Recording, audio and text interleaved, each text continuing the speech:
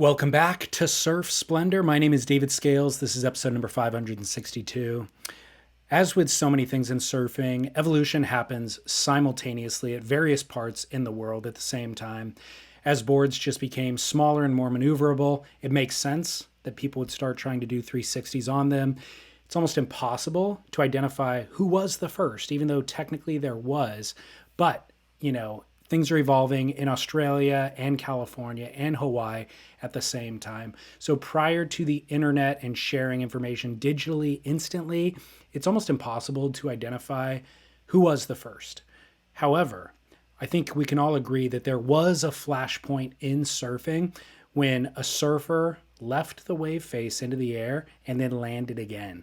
And probably more than any single maneuver or board design, you could bifurcate surf history into a pre-aerial era and a post-aerial era. So in that conversation of who was first, or at least who is on that leading edge of evolution, I introduce you to today's guest, Davey Smith. Born in Los Angeles in 1958, Smith's family moved to Santa Barbara at the age of 3, and he began surfing at age 10. Local photographer Jimmy Medico said, quote, "Smith's surfing is spontaneous and innovative to the point to where you never know what he'll do next, and sometimes you don't even know what he did last," end quote. In the Encyclopedia of Surfing, Matt Warshaw attributes Smith as the pioneer of the floater and the aerial. So we're going to get Dave's thoughts on that today, and we're going to try to commit some dates to record. Even if he wasn't the first, we can at least say when his date was and the location. But before we do that, we need to acknowledge, of course, our partners who make Surf Splendor possible. That is the Surfrider Foundation, Real Watersports, and VAER watches. The ocean needs more friends, and Surfrider can help your voice be heard. So if you've ever felt like your single voice can't be heard or that a single vote doesn't matter, Surfrider can help plug you in and show you the necessity of individual support to make meaningful change. So become a member at surfrider.org. And then Real Watersports is our retail partner. They have an incredible inventory of over 1,500 surfboards, and they've cracked the code on shipping surfboards. So consider Real Watersports for surfboard purchases, but for any and all of your water sport needs. And then VAERwatches.com/surfsplendor will give you 15% off your next watch. They outfit the entire North Shore Lifeguard Association. I've been wearing mine since 2019. They're durably made, but also stylish. And the company was founded by 2 surfers in Southern California. So VAER is spelled VAER, VAERwatches.com/surfsplendor. Okay, without further ado, my name is David Scales for Surf Splendor, and I really hope that you enjoy my conversation with early aerial pioneer Davey Smith. Surf Splendor. Yo, dude. What's up, David? How are you? Fantastic. How you doing? Good. Thanks so much for having me on Surf Splendor. It's super cool and great honor. Thank you. I'm honored to have you on the show. How incredible is it that we're in a day and age where you and I would meet on YouTube in the comments section? I know. That's the great thing about technology. It's like you make friends. It's like, wow, we've never actually met in person. Good for you, man, for embracing. I guess that'll be the theme of the conversation is progression. You embracing modern times before they become modern. Well, it in surfing, it just kind of evolved, the whole aerial thing, and it evolved from skateboarding because at that time I was skateboarding, Kevin Reed, I believe, was skateboarding, and Matt Keckley was skateboarding. And the big thing was getting coping in pools, the Dogtown crew. And then people started getting air out of the pool. And I'm like, since we were skaters, I was a skater. I'm like, okay, and most surfers were skaters. So it just seemed like a natural progression there. And I was like, oh, it's just going to go in the air. Yeah. Yeah. Did you grow up in LA or Santa Barbara? Let's see, I was born in Los Angeles, and my Okay. parents moved up to Santa Barbara when I was 7 years old, Hmm. and they bought a Baskin Robbins in Santa Barbara. So it was epic. Got to eat a lot of ice cream and surf Santa Barbara waves. So how did you discover surfing then? My Or brother, what came first, surfing or skating for you? uh, they kind of came at the both time. Like skating was just so easy. You could do it in front of your house. And the skateboards were so crude back then. It was ridiculous. It was steel wheels on 2x4s. And then the whole thing just took off and the urethane wheels with Tom Sims and everything. But surfing was a little more difficult. You got to get to the beach, you got to get a ride to the beach, you got to have someone teach me.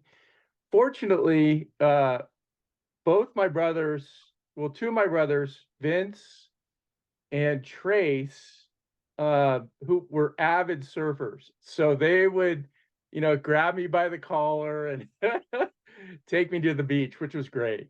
It was forever thankful. What year do you think that might have been when you first started surfing? Let's see. I started when I was 10, so I was born in 1958, so 68. Okay. Do you remember whose boards you were riding? Let me see. The first boards I was getting, there was a guy up the street from my parents' house that was shaping in his garage. His name was Dave Demopier, Hmm. and he made really, really sick boards. So uh, those I transitioned into those, but the first board I had, I think I bought at a garage sale, and it was so sick. I'm so bummed I didn't keep it.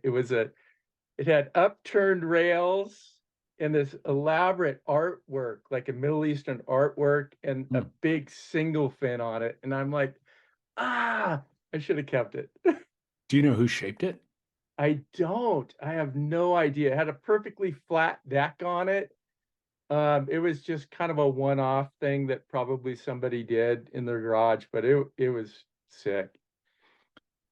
Um, Skateboards were so crude in that era that I'm curious, at what point in the evolution did the aerials even become into your awareness in the skate world?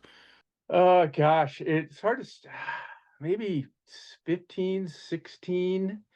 Um, Skating progressed so fast, Okay. because you could just do it over and over until you mastered it.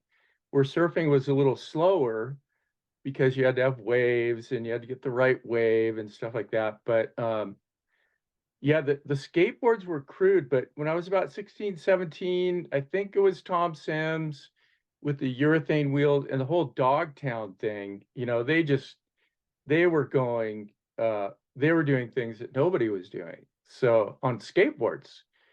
And so it was just I never was able to get air out of the pool, but I saw those guys do it. And I'm like, oh, I got to translate that to surfing Hmm. because it seems just like such a natural progression. How did you even know what they were up to? Was it through magazines? Yes. Yeah, it was all about it was all about magazines for sure. Gotcha. Yeah, they were Dogtown was all over the magazines and, surfing. You could just see surfing was just a little bit behind skateboarding, Yeah. uh, for sure. But it translated well. So We know obvious well, who are the surfers, I should ask you, of that era that you grew up kind of idolizing and looking up to? it was basically the whole wilderness crew. They were the first ones really to kind of do shortboards. It was Richie West and George Greenough, Bob Duncan. They were in that kind of McTavish crew. But they were like Richie West was an amazing surfer, and he was riding what we would call actually mid lengths type boards. So it was that transition period between longboards and shortboards. And wilderness surfboards was they were on it. They were it was pretty epic what they were doing. Um, I know Bob Duncan now Yeah. as Wilderness Surfboards, but it was originally Greenough's brand, right? Or was it a partnership? Yeah, I don't know actually who has like, oh, I started Wilderness Surfboards. I just don't know. Okay. But Greenough obviously from way back, and Bob too. I don't know exactly what their agreement is, but Okay. they were the spearhead for sure. Yeah, I mean, from the era I grew up in, I only knew of Bob Duncan associated with it. And then obviously in recent years, as I've done more research, I've seen obviously Greenough was involved from the get-go. So that's kind of an important bit of history we should probably get on the record at some point, Yeah, I since mean those guys George don't really was promote it themselves, you know? right. I mean George is just he's such an icon of the sport and so innovative. It's just amazing. So yeah, that was a great era. Yeah, no kidding. So you witnessed a lot of that. I did witness a lot of it, and I was on the CI, like the CI thing was happening just after the wilderness thing was happening. So the whole thruster thing and twin fin. So I was a CI guy, but I had watched wilderness and what they were doing, and a lot of it translated over. So um, very epic era in Santa Barbara. Yeah. Um, I've heard, so what was the CI thing as you referred to it? How was it different than the wilderness thing? Well, Wilderness was doing the more stubby shapes like transitional boards. Okay. Um, and then the Simon Anderson came along and just broke the door down with the thruster. And so a lot of the designs that Al was doing in that era were thruster, more pulled in nose, pulled in tail, squash tail, thrusters. So it was a big leap from the more rounded, stubby type surfboard. So yeah, and the twin fins and Mark Richards and the whole crew. So they were changing things. Um, it's funny because as you paint it, you're kind of talking about the older generation, mid-length, that style of board into this modern era of thrusters and twin fins, more radical Yes, surfing. But also, when you think back to what Greeno was doing, he was doing more radical surfing than anybody, for sure. like super Yes. innovative. Oh my gosh, some of the, just ridiculous stuff. Yeah. It's So there so is, good. I mean, the first guy, George, like, with this huge camera on his shoulder, getting those in the barrel shots, like that was so groundbreaking. He's the best. did you ever spend any time with him personally? Let's see, I was at a party once, and I was probably like I want to say like 18. I was at a party in Santa Barbara and George was there and we had a conversation and I was like, I don't understand anything that you're talking about. Yeah. I mean, he was just so far up here and I was just like, this kid just wanting to kind of know what was going on. So it Was he was talking pretty about funny. board design or surfing stuff or just Yeah, other? yeah, but he was talking, just measurements and Okay. dimensions and arcs of turns and, and I was just like, okay, so, how do you actually catch a good wave? Totally. Um, I think of you as being kind of one of the original Channel Islands team riders. Is that accurate, or who was the first? The first, uh, well, there was kind of a battle. uh, Pugsley Barnhart, he was, as far as I know, the first Carpinteria surfer. Okay. Great surfer, Rincon guy. And then Ron Brown, he was in that one of the 1-2 punch there that they were both Rincon guys and they were both really good surfers. So Al, was shaping their boards and they were really surfing Rincon well and it just took off. And how far behind were you?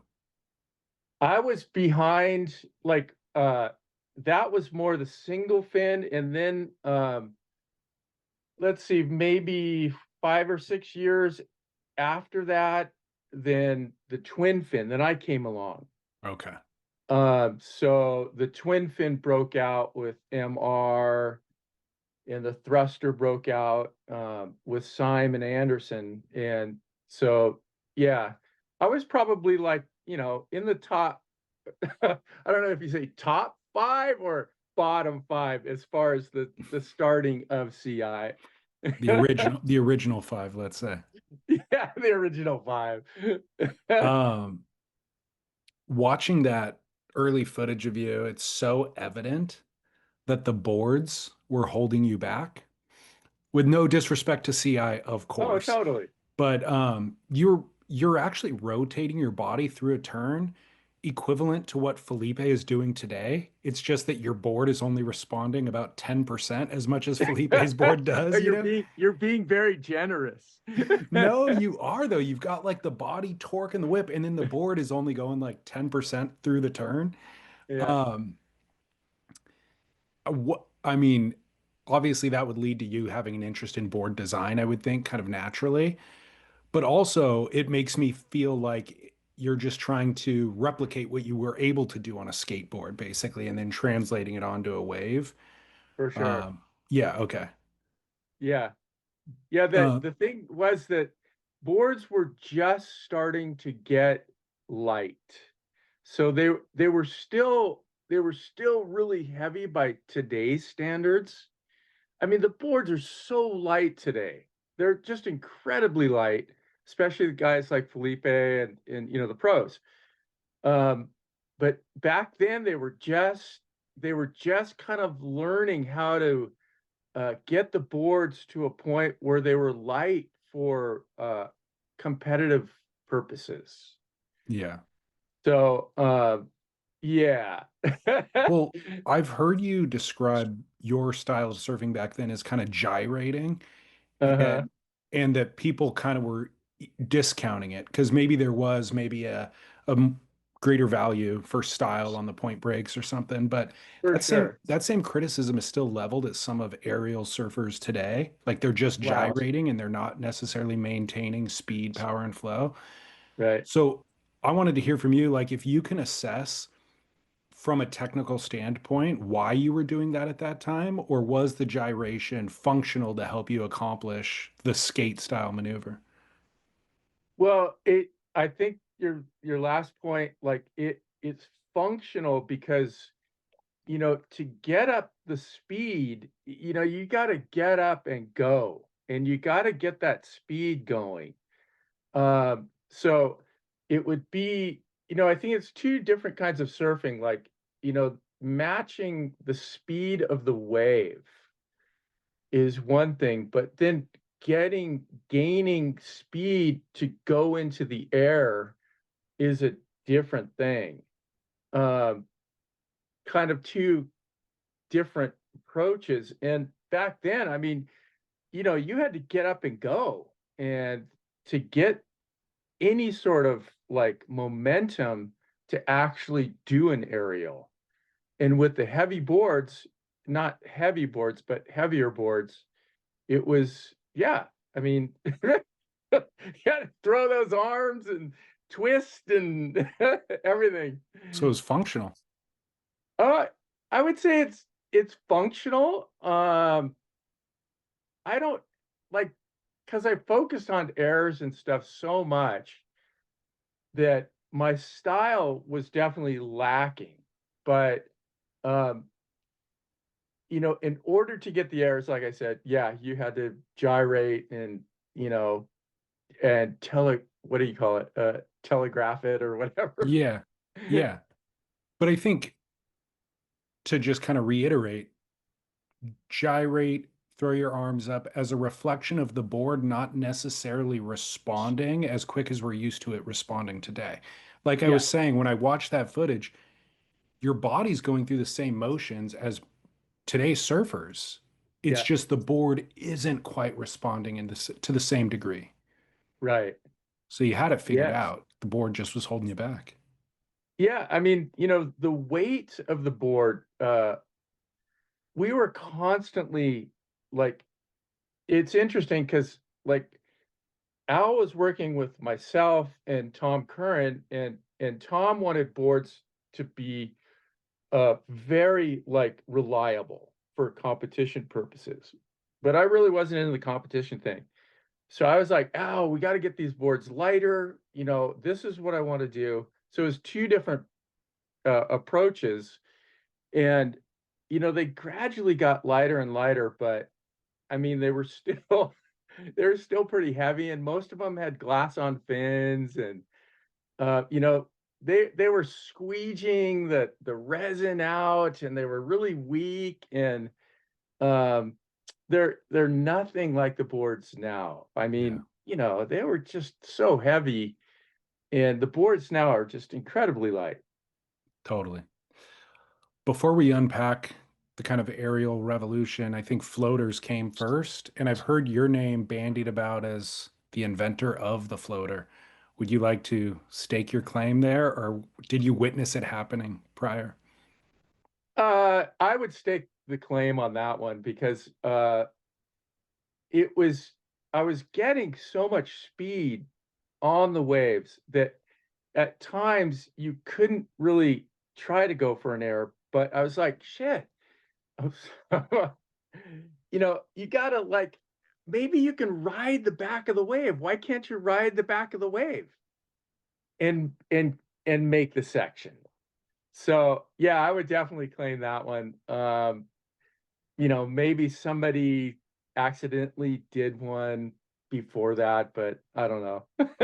I would think just logically, it seems like the transition would be from a closeout, like banking a closeout turn, and then kind of eventually extending that into a longer version to then translating that into clearing a section that isn't closed out, you know?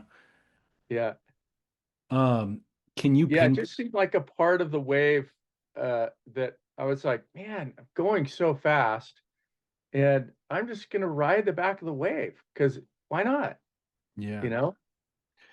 Can you pinpoint a year that you first completed a floater so we can cement it in the record books? um, I'd say it was probably right.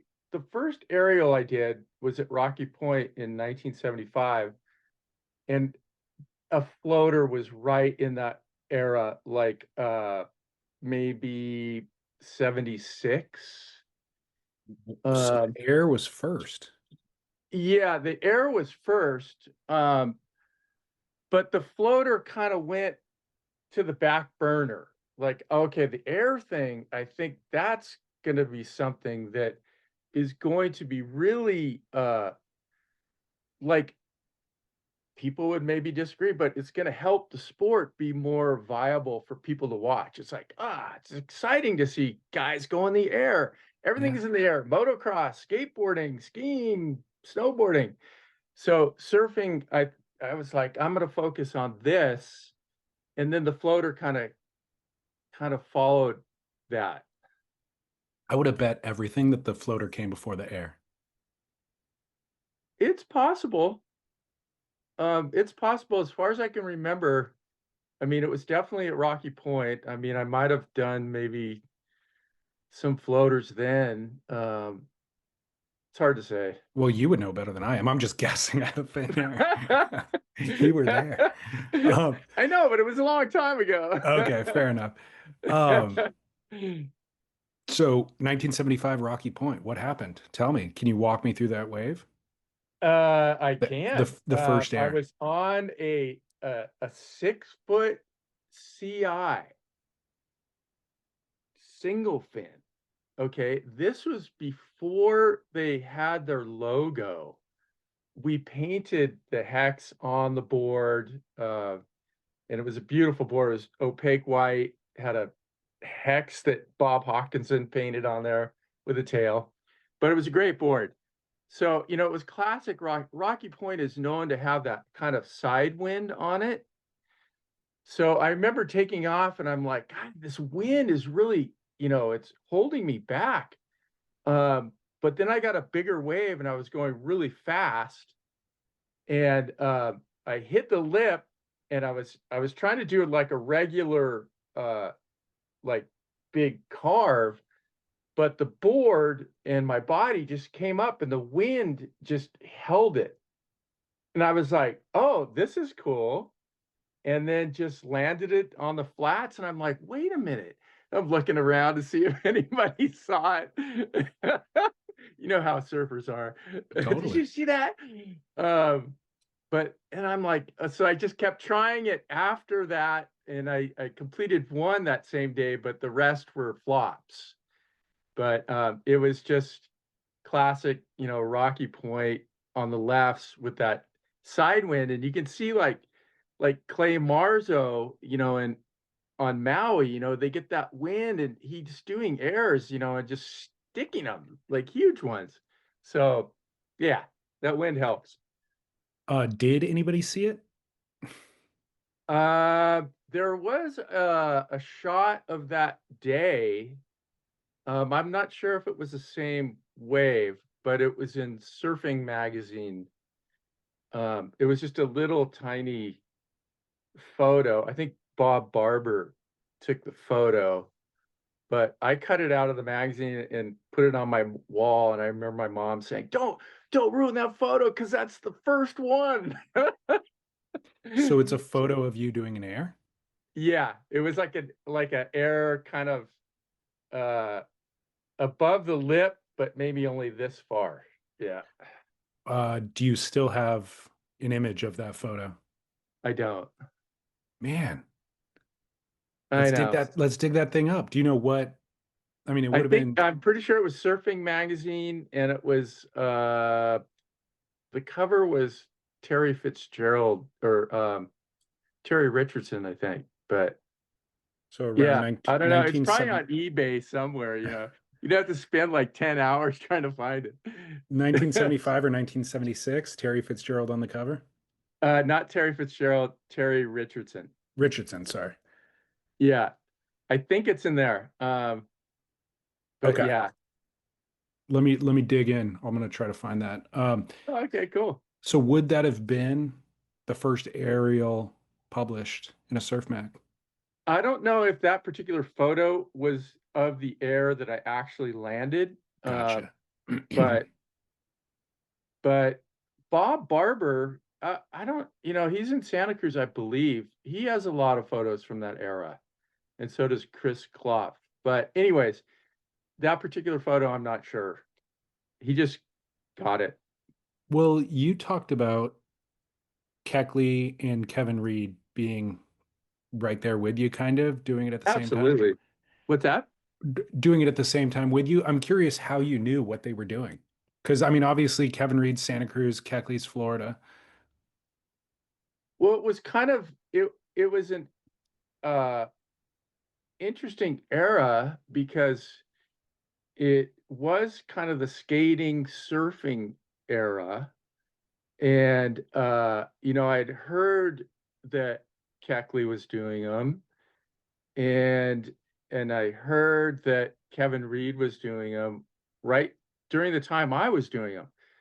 And so it was a cool era because there was no way really to communicate unless you went, to that person and you were able to talk and meet them.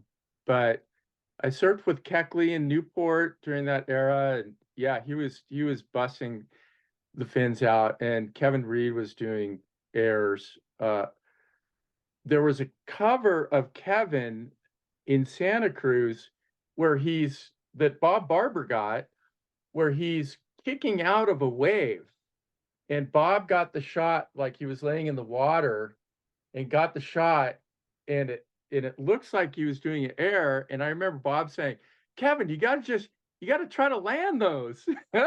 You got to try to make those. So it was a really great, word of mouth. People like, oh, he's doing them too, and he's doing them too. So it was like, but it was all right around the same time. Do you, when you finally saw those guys, how similar were the boards that they were riding to yours? Um, let's see. Matt, I think Kevin's boards maybe were a little bit lighter. Santa Cruz is such a hotbed of incredible surfing. And Keckley's boards too. I think they were all kind of the same. They Okay. were, I think Keckley was doing them on thrusters, and I was doing them on twin fins, and Kevin Reed was doing them on twin fins. Okay. So the twins were definitely more, you can generate so much more speed with that. So Well, I know that actually, let's start with who it's worth giving a shout out to those who are documenting what was happening. You mentioned Bill Barber. You also mentioned Chris Klopf. yeah. Who else was documenting this evolution? Let's see. Okay, it was Bob Barber, Chris Klopf, and the photographer I worked with mainly was Joe Mickey. And Joe and I, he really motivated me. He's like, we need to get the first sequence of an aerial that you land. So we focused on that, and we were able to get it. It was in Surfer magazine under the. Do you remember the tips section? Hmm. Yeah. So I still have that one. That was 82, I think. So we focused on that, and we were able to get that. So Joe Is Mickey, also Dave Nadel was he was doing video more, but Joe was what was the photographer that I worked with. is that the sequence that's pretty well front lit? You're in a wetsuit doing a front side grab. No, I think it's different than what you're describing. It was an overcast day, and it's like a 6-shot sequence Okay. at Emma Wood. Okay. I don't know that I've seen that one. Oh, okay. Well, I have that one, so I'll take a screenshot of it and send it to you. Yeah, if you can remember whatever we're discussing, if you could follow up with an email and send them, I think that'd be helpful. Oh, for sure. Um, I know that the narrative is just that quote surfing was slow to embrace this movement. I'm curious who did embrace it, and did sponsors or magazines come calling as you started to land these things? No, it was so uh new, and it was so it we weren't getting like 8 feet in the air, we were getting Yeah. like this high out of the wave. So so people were catching on, as other surfers came in. Like we had a discussion about Martin Potter. He took it to another level, and then Fletcher took it to another level. So it just keeps getting taken to the next level. But it started with us, but they were small. They were small airs, and we were trying our best to get higher, but So, you said you also weren't interested in competing. So how much of a quote professional surfing career would you say that you had? I mean, how many years were you able to do it? Who were the sponsors? let's see. I did, you know, the IPS started in 1976, I believe. And all of a sudden, surfers were kind of looking at it like, well, maybe you can pull this off and make it a career. So it was in infant stages. So I decided to go for it, and I did some traveling for like 4 years, and I was like, this isn't really uh why I got into surfing. Um, I I love the aspect of surfing because it wasn't like this team thing, points rated.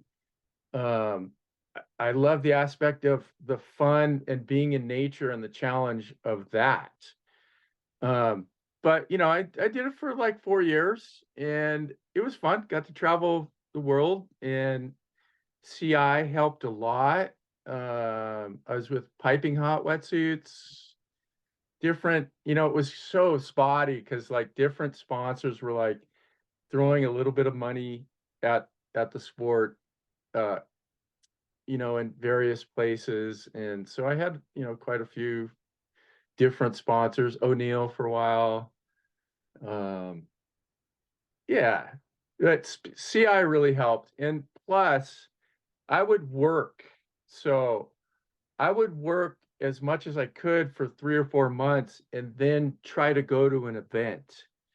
That was mainly I was sponsoring myself. I hate to tell you, most of the pro surfers today still have to do that. Oh God, oh man. They deserve to get paid. I There's know. no doubt about it. Well, that first Rocky Point Air 1975, was that your first trip to Hawaii? That was my first trip to Hawaii. And it was first time CI boards had ever been there. Oh my Al goodness. shaped like I think it was at a quiver of 4 boards, all single fins, all like round pins, and that was the first push to Hawaii. Um, yeah, that was great. I wish I have some photos of those boards, but I don't have the boards themselves. But Um, how did you fund that trip? Did you go solo? And then who did you stay with when you got there? um, let's see. I funded most of it. I think CI helped out.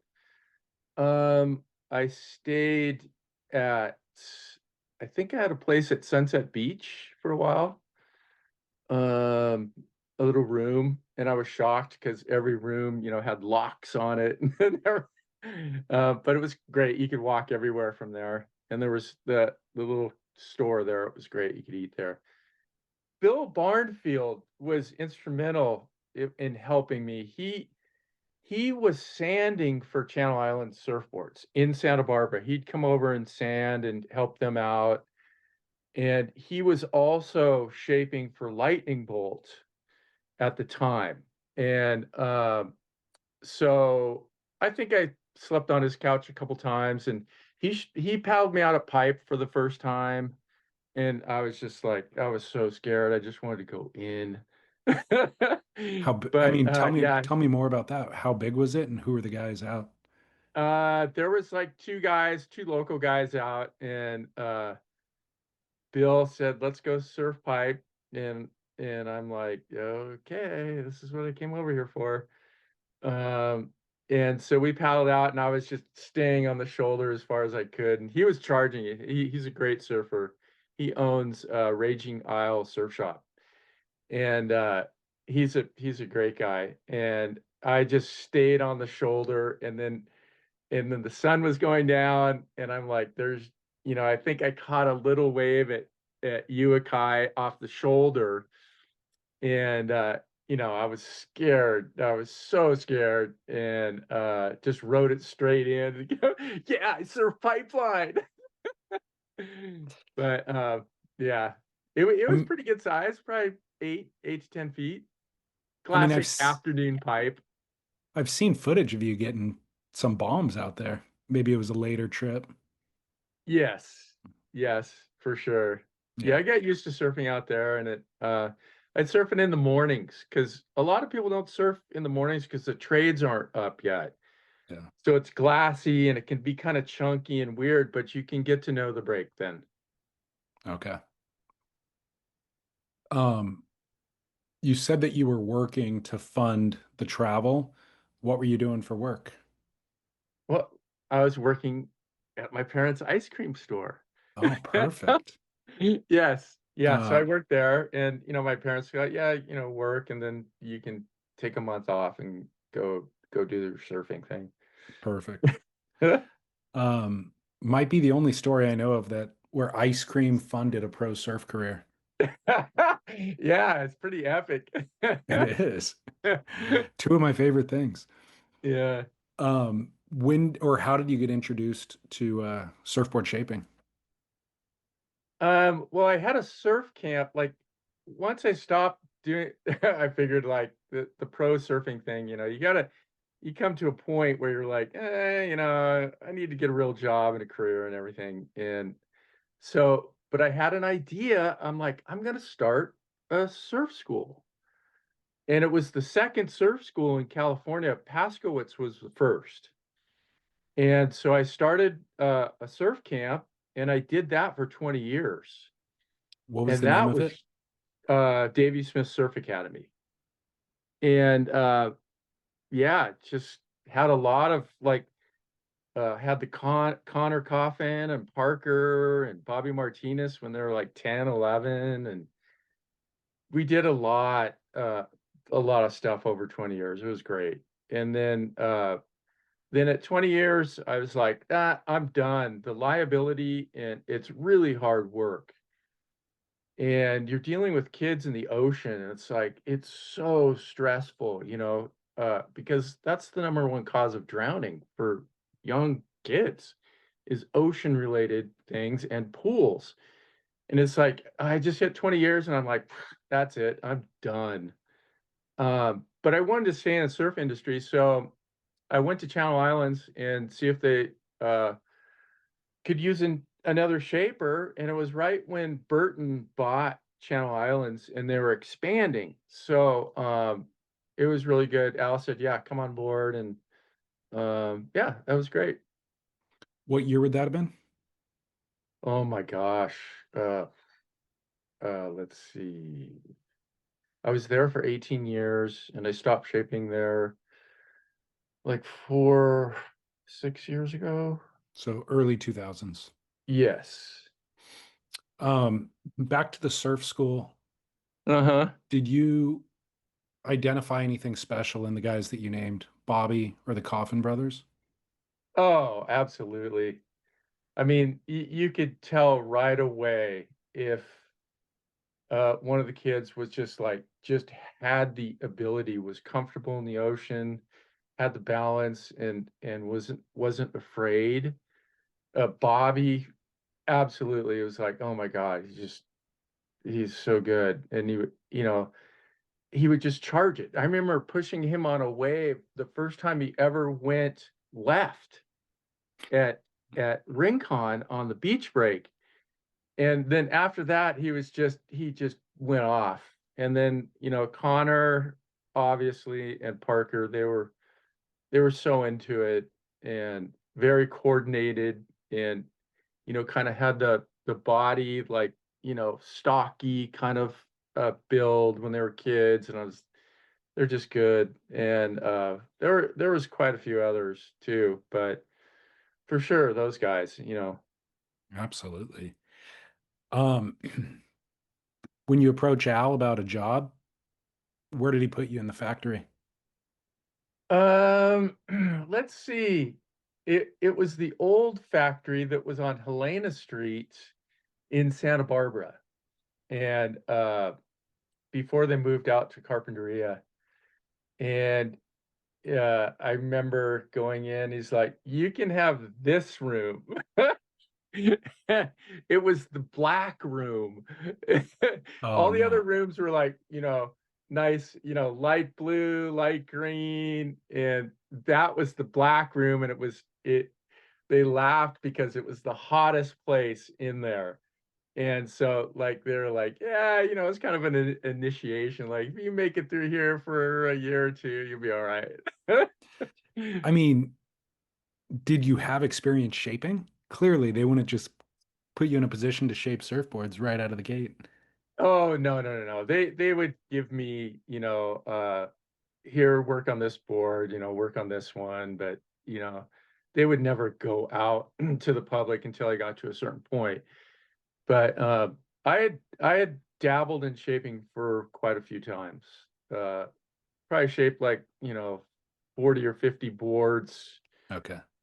prior when I was a kid. Um, 18, 19, 20, I loved to shape. So, Okay. And who introduced you at that phase? Was Al a mentor? uh, no, just you just kind of did it. You just sort of got to blank and or stripped down a board and reshaped it and just did it in your garage. Okay. Got Yeah.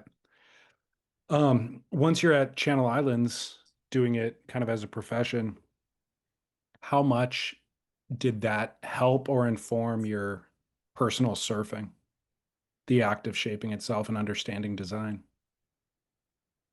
Oh, a lot, tremendously. I mean, understanding the design aspect of a surfboard definitely increases your knowledge of what boards apply to what conditions. Um, you know, because you can just struggle and, be surfing the wrong board for the wrong conditions. But that was the main thing, and learning a lot from Al, about what worked and what didn't. There are certain aspects that, you know, he's like, you always have to do this to the board, because it generally speaking, it's better. And, he's a very good designer, very smart. Yeah, I'm curious if you could say more about Al and your experience getting to know him on a personal level to tell people about what kind of a guy Al is. Oh, that was great. Like I remember the first, like when I first started riding for CI, um, he sat me down like in his shaping room, and he's like, okay, I heard you like to party a lot. But we need somebody, to ride for us that, has a, good, clean, not to be, stuffy or too conservative, but we need you to uphold the business side of it and not, be so wild. That was a great conversation. But we Al and I get along great. I love the Merricks. They're a great family, and we've had such a long lasting friendship. Um, he's very astute businessman and designer, and he had a lot of really good people around him too. Great shapers around him, and uh, great people to mentor him in business. And yeah, it was a great era, and he was there. Yeah, the great people around him is worth discussing. Yes. I don't think people realize how many great shapers there are who are shaping boards for a lot of the top pros, even, that those top pros had a relationship with that specific shaper whose name wasn't necessarily publicized. So, can you say maybe who some of those people were in the factory that were really influential in the brand? Well, obviously, I think everybody knows Alan Gibbons, um, and Malcolm Campbell. They were, uh, they had their own designs and their own label that they were doing and designing. And, they would come in and shape for Al, but Al always, before the board ever left the factory, he would always look at it, check it, do a few things that made it his. And yeah, those guys are great shapers. And they were instrumental, and everybody knows it.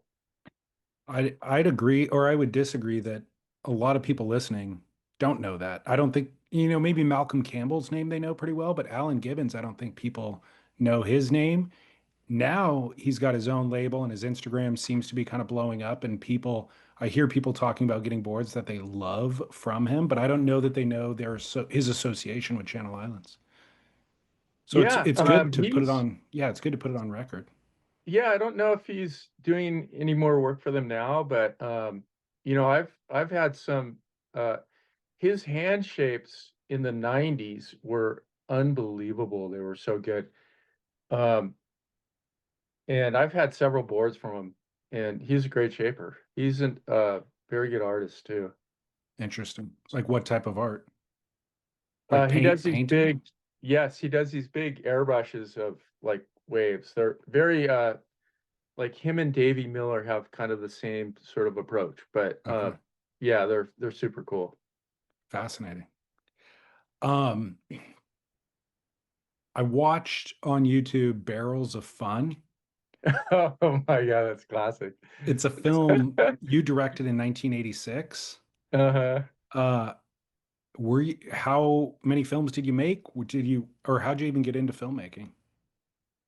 Well, Joe Mickey and Dave Nadel, we were kind of the, you know, the crew, and those guys, it was kind of a mutual thing. We had sort of a business agreement. I wouldn't even say it's business agreement. I would say it was just an agreement. You know how surfers are. um, but uh, so they go, oh well, we want you to do, because I was a surfer, and they were like, oh, you're in touch, with the, the surf, crew, the hardcore crew. So it's like, we're gonna say you're the director, and it's like, okay, all right. Okay. Yes, it was nothing formal, but it was fun. They just had sort of a formula that that worked for these underground, you know, Off the Wall too. I don't know if you've ever seen that, but that's a cult classic. That's an amazing early Santa Barbara cult classic. I have a copy. There's not too many copies out there, but Is it on VHS? yeah, Do you have a VCR? I don't. I need to get it. So it just sits on the shelf. Get that thing digitized. I know. I really need to do that. That would be cool, and just put it up on YouTube. I think people would really enjoy it. Absolutely, dude. I mean, well, it defined an era, you know? And Yeah. there's not a lot of imagery of that era. Right. Yeah, it wasn't recorded very well. There's some classic footage of Tom surfing early sandbar, just like when he was kid, like 15, 16, and just doing well. Um, Well, in Barrels of Fun, there's a wave, he's on a left and somebody burns him, and then that dude kicks out and Curran just wraps into a backside roundhouse and smashes the rebound. oh, right. And that's a famous Jimmy Medico sequence. And Right. it's Yeah. like I've seen that sequence and it's seared into my brain because I always thought it was so sick because he's like smashing it with more kind of, I don't know, power than it looks like it's basically going into an end section on a right. That's how hard he's Yes. hitting it.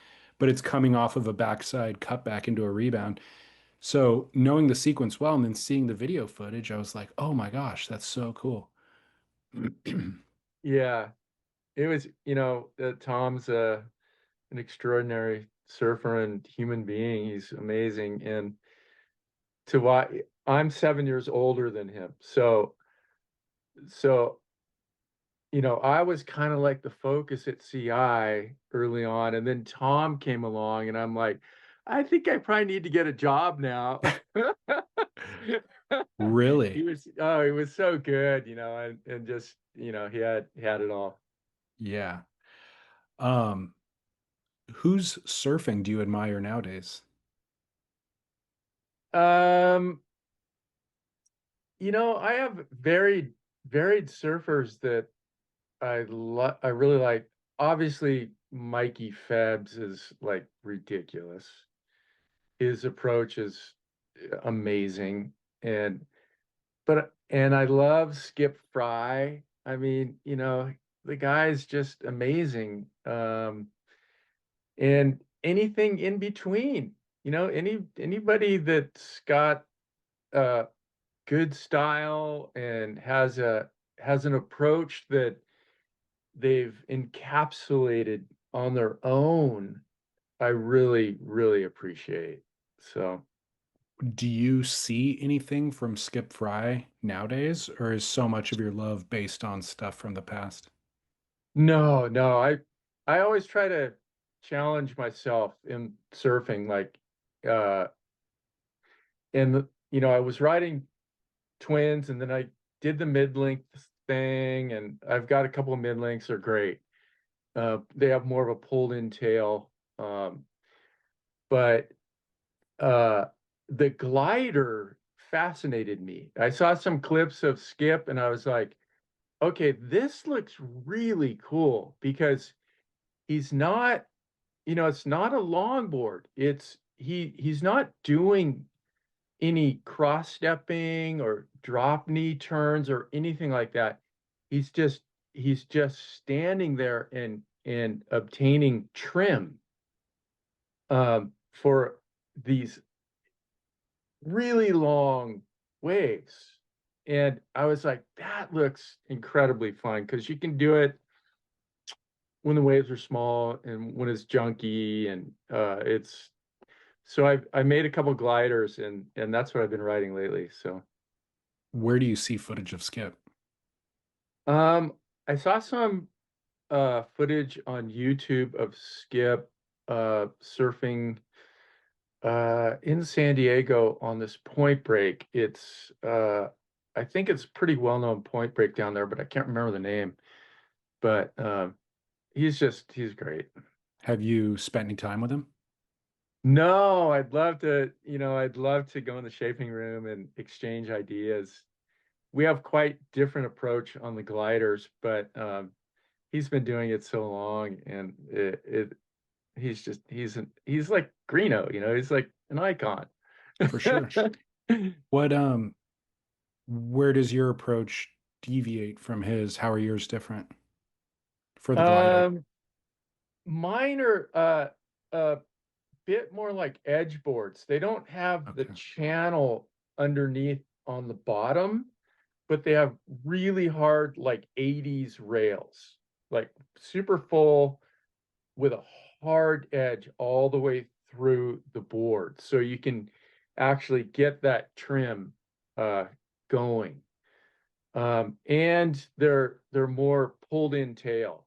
So like they would have a little bit of a sort of a big wave aspect, my boards. So you can ride them on like bigger, mushier waves, not hollow waves. Yeah. Stay away from those. Yeah, yeah, yeah. Um, but skips are more, they're fuller. He does the 50-50 rail, and it's I believe he's doing more of a convex bottom. Um, yeah, he's got his own thing going for sure. And that's cool. Absolutely. Yeah. Um, why did you leave CI? Just, after 18 years of shaping, it's like I'm so burned out. Really? It's just, yeah, because it's like, the pressure, I'm more of an artist than a business person. So, and I understand the aspects of running a business. You gotta put the numbers out there. And so CI was always really good with me. They're like, just do whatever you can. But there was, pressure that I put on myself. I have to produce more boards and if you spend 18 years of doing anything, you get pretty sick of it. So I just felt that it was time to step away. Um, and everything is on good terms. So Are you still shaping though? I have a shaping room here at the house, and I shape in glass and make fins all just for my own boards. Oh, I see. Okay. Yeah, so it's more like an art project. Gotcha. How often do you ride other shapers' surfboards? Oh, I'll ride anything and everything. Let's see. I haven't ridden anybody else's boards for a long time. Oh, really? Yeah, so Just I shape. because you're occupied shaping your own and testing out your own stuff? Yes. I love shaping, but I just don't love the pressure of having to shape. Yeah. It kind of, it's kind of like surfing. It's like you don't want the pressure to have to go surfing, but you want to go surfing. So, I love the aspect of, I've always admired people like Mark Richards, anybody who is a great surfer and a great shaper. That's like, I think to me, that's kind of the ultimate. So I focus on that, but I'm not adverse to writing anything. Okay. If you could get one board from anybody on the planet, what would you get? Oh God, that's a great question. Uh, Probably um any board, as far as that's a broad swath, It like is. something to surf or a wall hanger, or so can you narrow it down Yeah. a little Something, bit? let's do something to surf. What are you interested now Okay, and who's something to surf. Okay. Probably uh I would like to get a skip fry, like definitely one of his gliders. okay. That would be really cool. That, I mean, just the aspect of that it's skip and it's a glider, and that's what I'm riding currently. So that would be fun. Yeah. Great call. Um, what surf media do you follow nowadays? Um, Not much. I'll follow the WSL. Some of the events I really love. I mean, obviously, Chopu and if it's like ballistic, that's incredible. So like mainly YouTube. Um, because it's quick. You can go on YouTube and you can see a short of, some really, like this morning I was watching these guys doing airs in a wave pool. I can't remember where it was. I think it was in Spain or something, but man, they were just hunting. So that's fun to watch, like YouTube shorts, or I'll watch a full video on YouTube if it's like an interesting kind of shaping expose, and kind of more of a lifestyle, like, guys surfing in Byron Bay, and it's like the ultimate. Yeah. Did you watch Stab High in Japan recently? No, that might have been what I was watching this morning. Was that just a recent event? It was a 3 weeks ago, I believe. Stab O- Magazine held an air contest in a wave pool in Japan. So it's like a Okay. full party atmosphere with people like hanging out on the wall that the wave breaks against, people along the shoreline drinking beers and stuff. And but it is a contest. At the end of the day, somebody does win. Okay. But Yeah, that might have been the shorts that I was watching today, because I think it was in Japan. Yeah. okay. See, that's an amazing, like, to see that happening from where we started is like, that's kind of what, like, all Kevin Reed and Matt Keckley and I were like thinking, this is going someplace big. Now, the wave pool thing is a whole different avenue, but Yeah. yeah, that's Yeah, I'm super. well, I mean, when you watch that stuff, um, are you able to identify what's what? Like for me, because I don't come from the skate world, they Mm. spin so quick. I didn't even notice the grab that they did, and then they have to slow it down and they have to commentate to say what it is. And I'm like, oh, okay, now I guess I see it. But have you tracked the evolution all along? Pretty much. The things that, yeah, I don't know a lot of the names for the grabs and stuff like that. Some of the things that I look for that really impress me are the distance they're going. Okay. Like, that really impresses me. Like, they're not just going straight up and back down, they're going a distance. And the height, though, obviously, that's the meat and potatoes. And like that really impresses me. And I think, you're going to see, triples and doubles and everything else coming down the line in a few years, with wave pools. They can just do it. Oh, it's like a skate park. You just do it over and over and over until you get it down. And it's going to be amazing the next like 3 to 5 years, seeing how high these guys go and Yeah. how many flips and turns. The argument that I make on the podcast sometimes is everything you said about the wave pool is correct, and being able to practice it and improve, refine it. But the biggest ones will always happen in the ocean, just because the sections are bigger in the ocean. The energy is bigger in the ocean. And in theory, the wave pool could generate enough energy at some point, but that's probably not economically feasible. So you'll see, I think, people refine their style and technique in the pool, but it's going to be Matt Miola doing it into the wind on Maui on a double overhead wave that's going to actually blow people away. Yes, no, that is such a good point. I mean, in essence, you know, what you're getting at is like it's just sort of a practice arena in a way Yeah, for the real deal, right. for sure. And I mean, that became crystal clear to me when they did that event in Japan. It ran in 2 days, and we saw 20 like really crazy variations of grabs and all this kind of stuff. And the very next day, the WSL ran at Margaret River Main Break, and Griffin Colapinto did that 10. He did that full route on the front, on his front side, and got a 10 for it. And it was kind of like everything I had seen at the last 2 days that I was impressed by immediately got compressed and went away and blown away by the Griff Air. Yeah.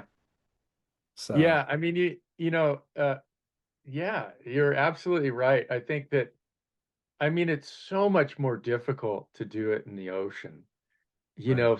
so much more, you got to have the right wave, the right mentality, the right wind, the right board, and it could be a split second decision, and in a wave pool, that's all you're thinking about, you know, is hitting that section. Yeah, So, exactly. Exactly. Um, I'm curious if you can think of and remember the best surfing that you've ever witnessed personally. um, as in my lifetime or in a certain era In or yeah, in your lifetime, just you've been around guys like Curran and Slater, and probably seen some sessions go down that obviously didn't have anybody documenting them. Was there anything that you remember ever seeing that was kind of like definitively the best? um there's a couple events or sessions where I was blown away. Three that come to mind are Russell Short, surfing down, I'm not going to say where because I don't want to get let's just say Russell Short. We Everybody know, knows, yes. or I mean, incredible tube rider, the early Bonzers. Oh my God. Just one of the best tube riders I've ever seen in my life. Just phenomenal. And riding Bonzers, like when no one knew what they were. Um, so that really sticks out. And of course, Tom, uh, Tom surfing sandbar, that's a big one. He, to this day still surfs it like nobody else. I mean, he's got, he knows how to flow with the speed of the wave, which is really difficult.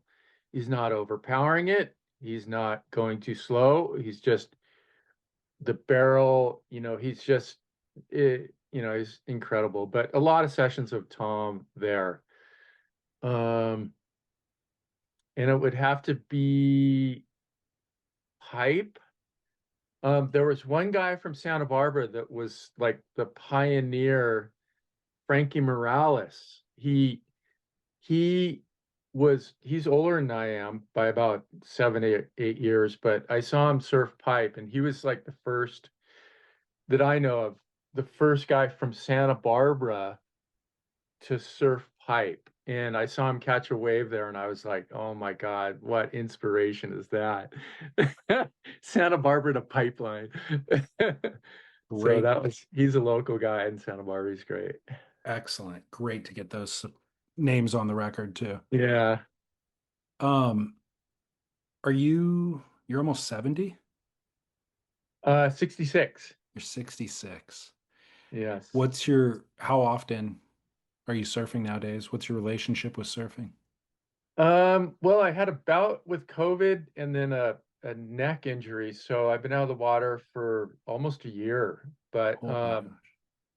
but I'm feeling good and healthy, and I've got some good boards now. So I'm looking forward to fall for sure. Um, but I'll probably get back in the water, I would say in a month. Okay. Yeah, it's been actually good to step away from it for a while and just, you just have to let your body heal sometimes. So Um, the healing I understand, but why has it been good to step away from it?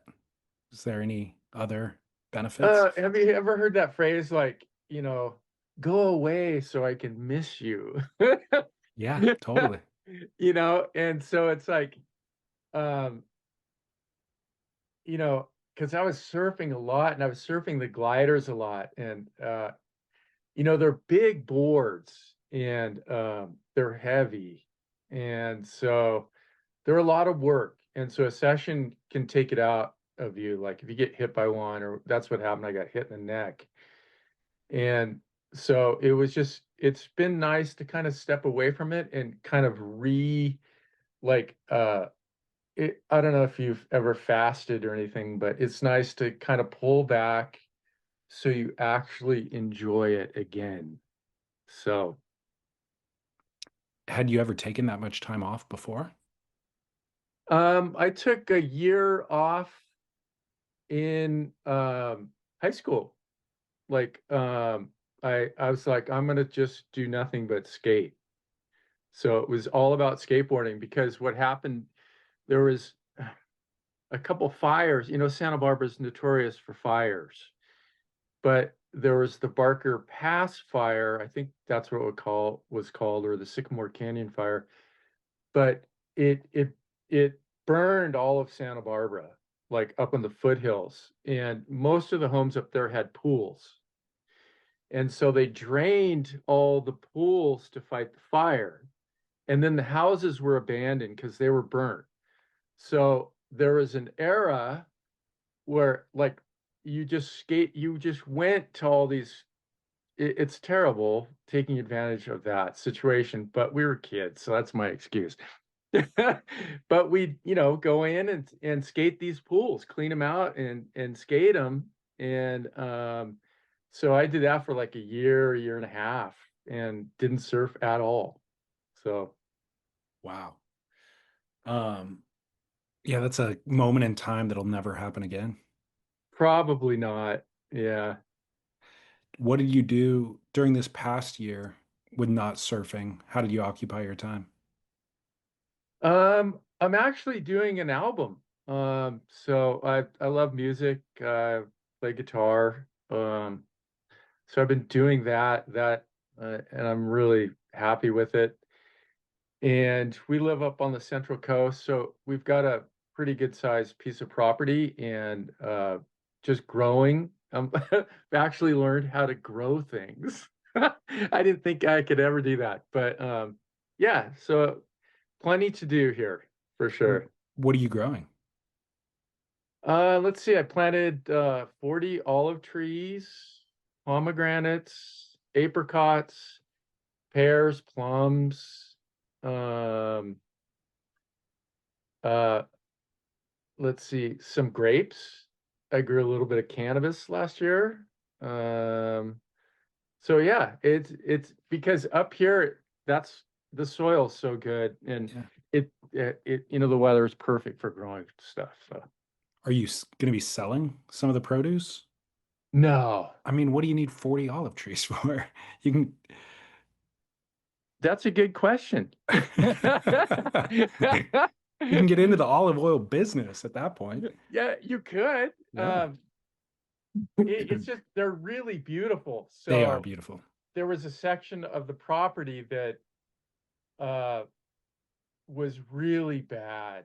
Like it was uh sprayed with pesticides and so we had to just let it air out for a while. Then we planted the olive trees. And you can what you do is you pick the olives and then you can put them in canvas bags with sea salt and you pack them in there and it pulls all the bitterness out and then you eat them. They're like raisins. They're really good. Gotcha. Gotcha.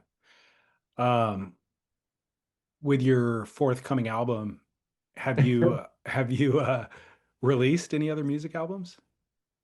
Let's see. No, Okay. no, I released a song like 5 years ago. It was like a worship song. Because I used to play like at Bible studies and church events. But now this music, you know, it's country. Is it? And they're country songs, but they have a very strong political slant, if you will. Yeah, I will. I'm interested. So you said you play guitar. Do you have, I mean, do you have an entire band? Is it arranged? Or is it just you and your guitar? No, just it's going to be an acoustic album. Okay. Yeah, I've played with Tom a little bit and Pat sometimes because they live close by, like 2 miles away. But I've jammed with those guys just a couple times, and I Tom's a great musician and Pat's amazing.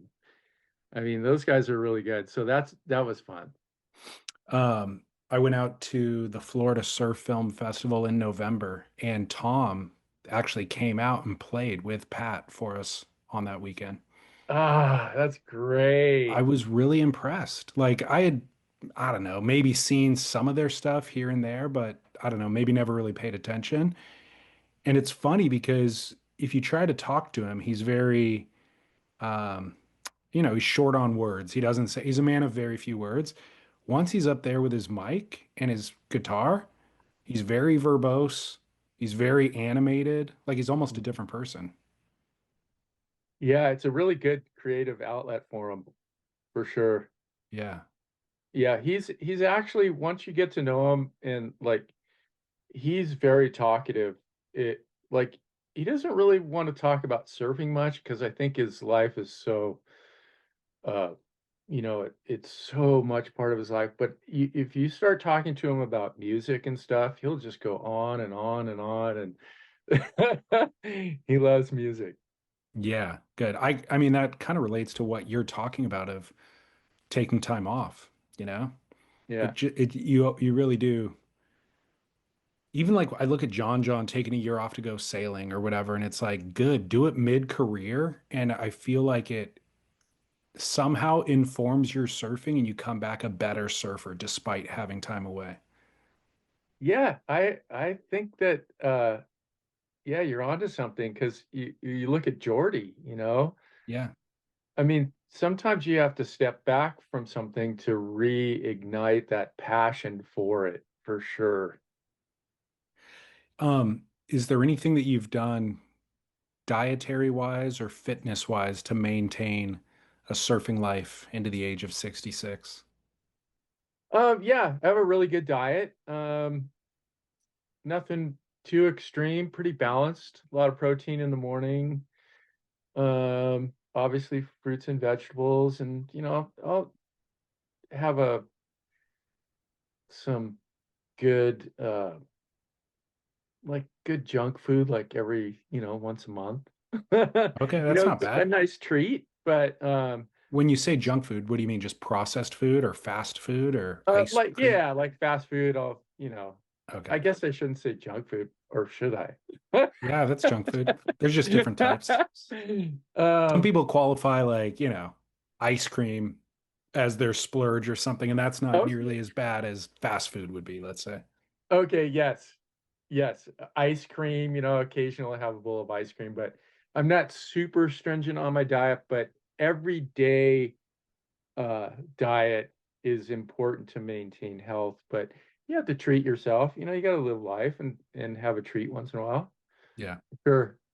And then I do just minimal weightlifting, some yoga, like beginner type yoga, and I have some stretches that uh they're basically surfing moves and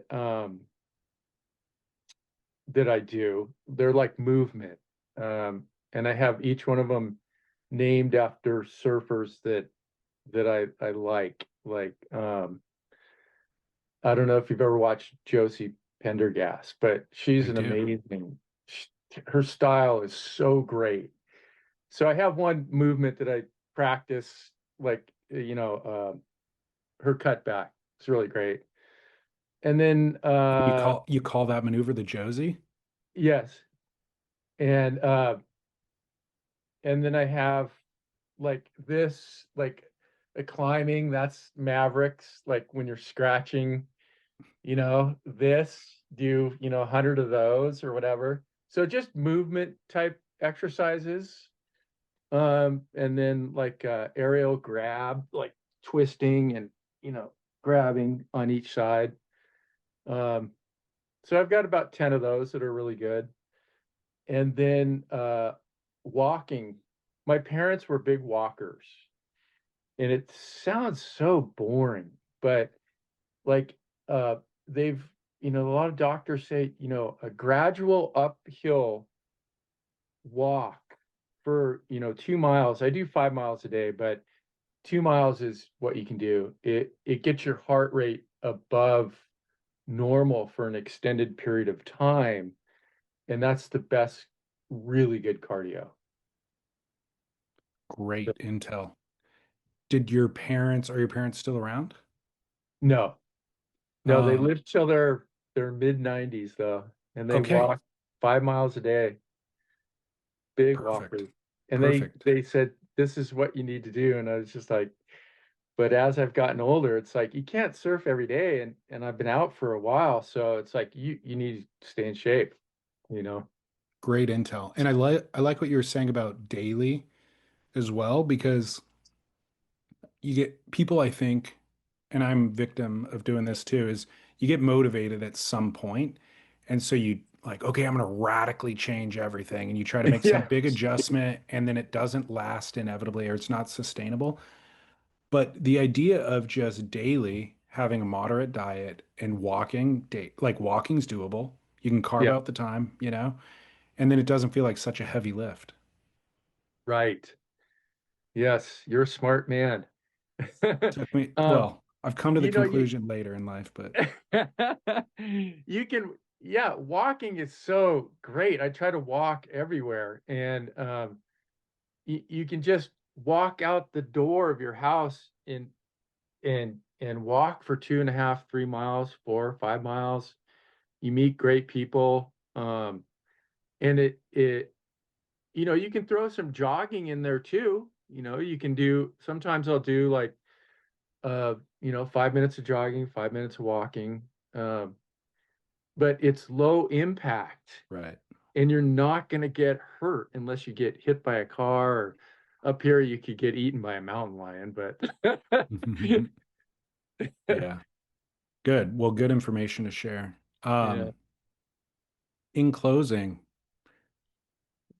how do people find you? Your Instagram account, I feel like I isn't active anymore. I think your website's not active anymore. Is there a way for people to get a hold of you? Yeah, here's my number. 805 451 4571. I'll Got it. answer texts. Okay, good. Text, don't call. Great. Texts are great. Well, what if somebody wants to listen to your forthcoming album? Is that going to We'll be have to somewhere? finish it up. I've got all the songs. There's just a few verses I need to finish up that. And right now I want to be comfortable being able to play every song. There's 14 songs live. So when I get to that point, then I'll put them uh, on the appropriate distribution Okay. sites, I guess. Okay. Will they be available on something like Spotify or maybe YouTube?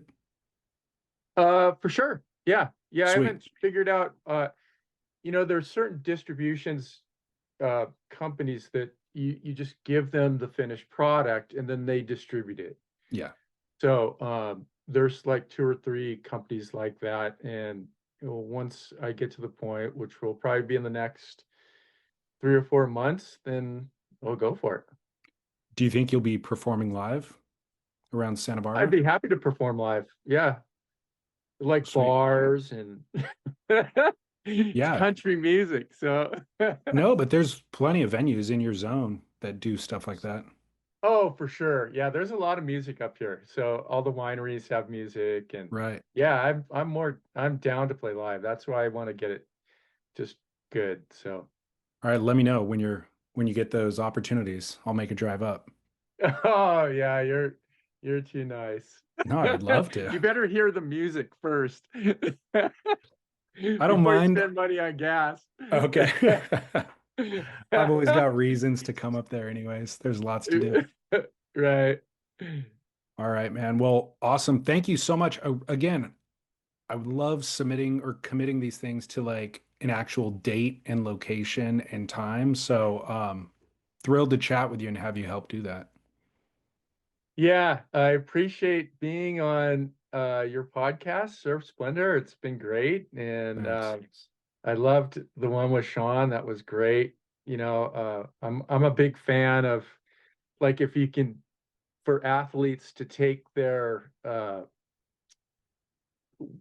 pet beyond their pedestal and do great things. And he's doing great things, and I really love that one.